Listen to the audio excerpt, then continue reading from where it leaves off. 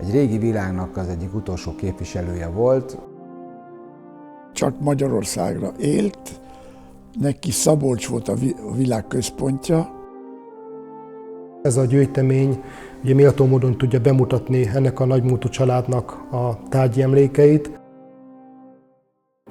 Próbáljuk minden erőnkkel és igyekezetünkkel ennek a szellemiségét, eszmélyiségét fenntartani, illetve méltóképpen képviselni a Kállai nevet. Máltai lovagként végtelen igazságszeretettel és diplomáciai tudással felvértezve segítette honfitársait a legszörnyűbb időkben. Kállai Kristóf, a máltai lovag.